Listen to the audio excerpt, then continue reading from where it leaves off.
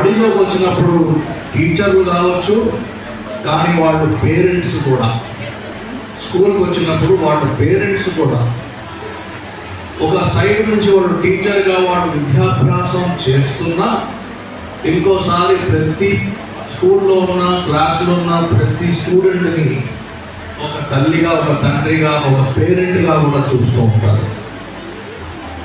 ఇది ఎక్కడ ఉండదు, వేరే ఆర్గనైజేషన్లో కానీ ఎక్కడ కానీ ఎటువంటి వాతావరణం మన దగ్గర కనిపించదు.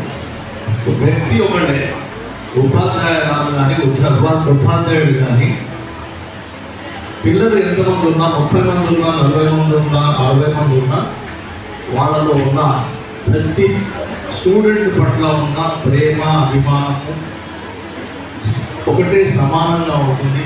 తల్లిగా ఉంటుంది, టీచర్గా కూడా ఉంటుంది, రెండు ఉంటాయి. ఇది వేరే సిచ్యువేషన్లో, పొజిషన్లో కనిపించదు. పొద్దు నుంచి సాయంకాలం వరకు మీ రోల్స్ మారుతూ ఉంటాయి. టీచర్ రోలు, పేరెంట్ రోలు, ఫ్రెండ్ రోలు. ఒక్కోసారి చాలా మంది మనం టీచర్స్ చూస్తాము, పిల్లలతో ఫ్రెండ్గా మాట్లాడుకుంటుంటారు, ఆడుకుంటున్నారు. సో అన్ని రకాలుగా వాళ్ళు అన్ని అవతారాలు అంటే అన్ని పొజిషన్స్, రోల్స్ చేంజ్ చేస్తూ ధ్యేయం ఉంటే ప్రధానంగా ఉండాలని ఆహార నిషేధంలో పనిచేసే వాళ్ళు టీచర్లు స్వయాన మాట్లాడుకుంటున్నారు. ఈరోజు మిత్రులారా, మనం సర్వేపల్లి రాధాకృష్ణ లాంటి పెద్దవాళ్ళని మనం గుర్తించుకోవాలి. ఆయన చదివిన, నేను మళ్ళీ అన్నీ రిపీట్ చేయడం అంటే ఇంతకుముందు చెప్పుకుంటాను.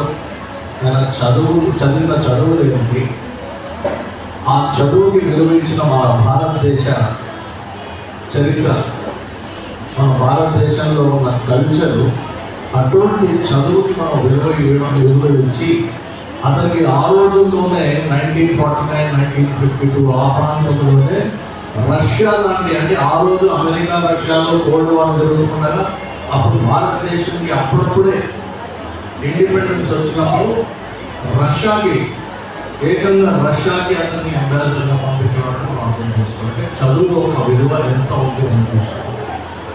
ఆ తర్వాత అతన్ని అంచెలంచెగా పెరుగుతూ భారతదేశ ప్రెసిడెంట్గా, first president of this country. ఆ తర్వాత మనం చూసాం సర్వేపల్లి రాధాకృష్ణ అనగానే మనకు ఎంతో సంతోషంగా ఉంటుంది. ఎందుకంటే అతను తెలుగు బిడ్డ. ఈరోజు వాళ్ళు పుట్టిన గ్రామం తమిళనాడులో ఉన్న తిరుపతి దగ్గర. ఆయనకి యాక్చువల్లీ వాళ్ళ ఫ్యామిలీ తెలుగు బిడ్డ. సో అందుకు మళ్ళీ ఇంకొక కారణం అంతా గర్వపడవలసిన కారణము.